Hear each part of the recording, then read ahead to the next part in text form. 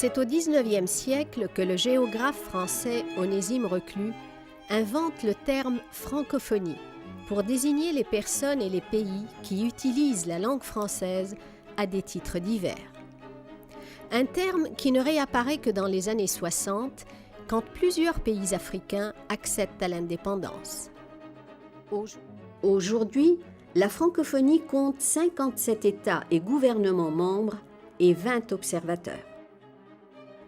Présente sur les 5 continents, la francophonie constitue plus du tiers des États membres des Nations Unies. Cette communauté internationale s'est constituée par étapes. À l'origine du mouvement, 3 pionniers, dirigeants politiques d'États indépendants de l'Afrique noire et du Maghreb, les présidents Léopold Sédar Senghor du Sénégal, Amani Diori du Niger et Habib Bourguiba de Tunisie. Ils seront rejoints par le prince Norodom Sihanouk du Cambodge. Militants infatigables, ils sillonnent les capitales francophones, plaident en faveur de la création d'une communauté plurielle ayant en partage la langue française dans le respect des spécificités culturelles. Ils réussissent finalement à transmettre leur enthousiasme et à faire adopter leurs convictions. La francophonie, donc pas, pour ceux qui ont lancé le mouvement, une aventure coloniale, une entreprise de conquête, même culturelle. Il n'est pas question d'étouffer les langues et civilisations arabo-berbères, négro-africaines, indo-chinoises ou océaniennes. Une conférence ministérielle se réunit alors à Niamey, au Niger, pour définir les moyens de créer une organisation francophone pour la coopération culturelle et technique. 28 pays participent à cette réunion qui s'achève sur un accord de principe. Une vraie solidarité francophone sera organisée, engageant la responsabilité du gouvernement à partir de la conférence de Niamey. Le 20 mars 1970, l'Agence de coopération culturelle et technique, l'ACCT, voit le jour. Elle regroupe 21 États et gouvernements, à sa tête le premier secrétaire général, le Québécois Jean-Marc Léger. Pour opposer aux puissances obscures, les puissances d'immortalité, chaque homme se fonde sur une culture et c'est la sienne, mais pas sur elle seule.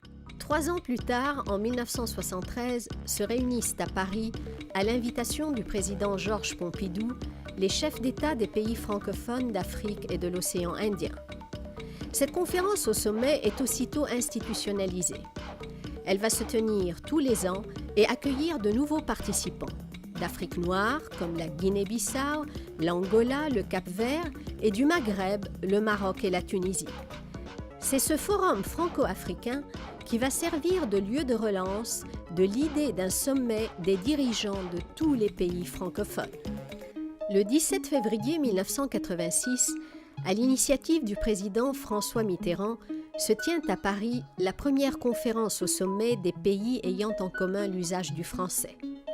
La séance inaugurale a lieu dans le cadre de la salle des congrès du Palais de Versailles. Ce premier sommet est une réussite. Il réunit les représentants de 41 pays, dont 27 chefs d'État et de gouvernement. Les sommets se succèdent, ils ont lieu tous les 2 ans. Cette instance définit les orientations de la francophonie, adopte toute résolution nécessaire à la réalisation de ses objectifs, élit son secrétaire général et statue sur l'admission de nouveaux membres.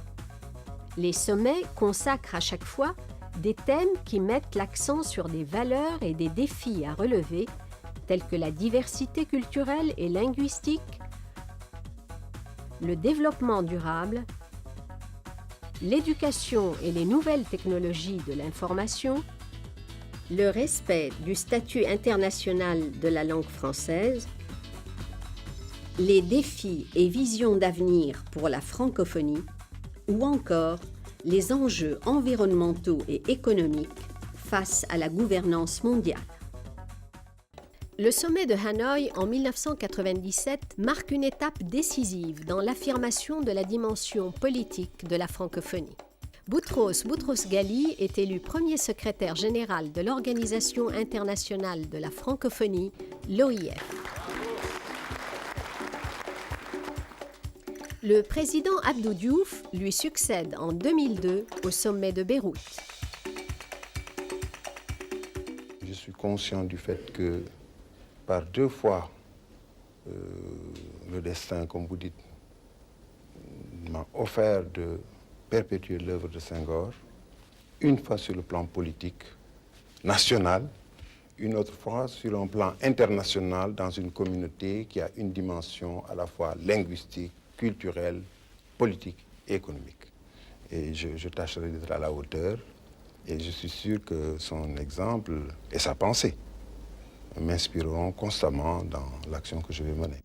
Grâce à la mise en place d'un nouveau dispositif institutionnel qui simplifie et rationalise les structures et les modes de fonctionnement de la francophonie multilatérale, l'OIF et son secrétaire général sont en mesure aujourd'hui d'élaborer une stratégie globale et à long terme.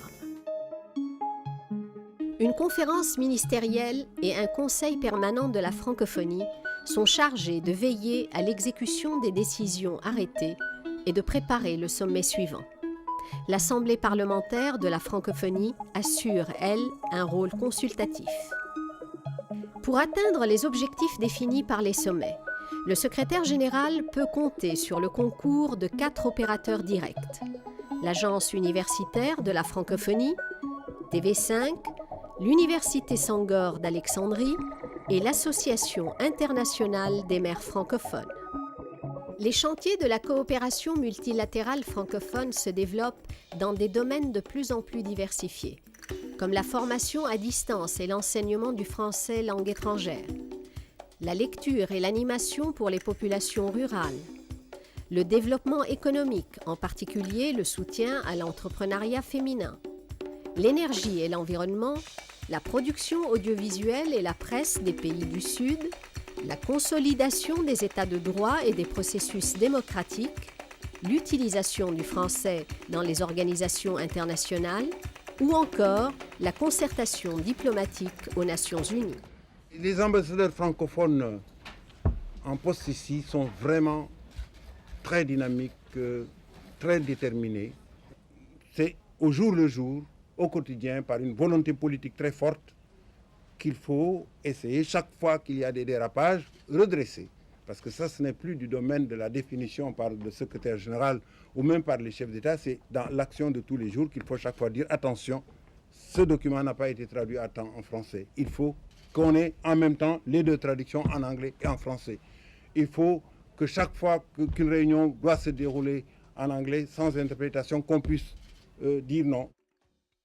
Aujourd'hui, la francophonie, c'est aussi des rendez-vous culturels et sportifs et des fêtes populaires organisées sur les 5 continents, comme la Journée internationale de la francophonie qui célèbre le 20 mars, bien au-delà du monde francophone, l'universalité de la langue française.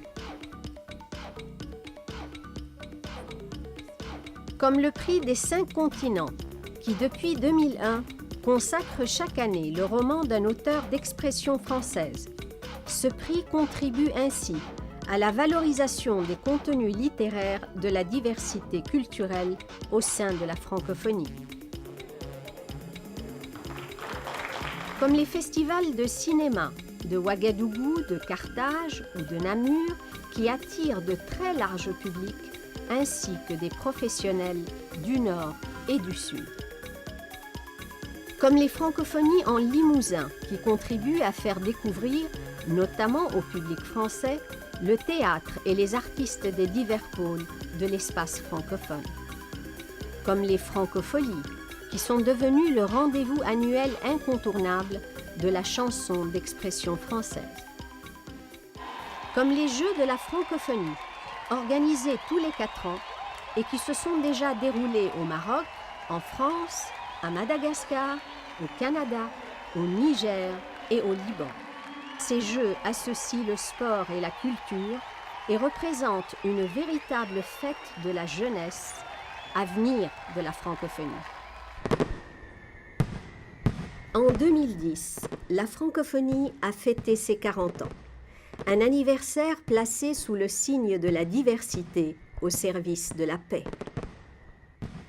Que le 40e anniversaire de la Convention de Niamey soit l'occasion pour les francophones et les francophiles du monde entier d'affirmer fièrement leur identité dans la diversité, de renouveler leurs liens de solidarité, d'offrir aux fondateurs d'hier la francophonie d'aujourd'hui et de demain.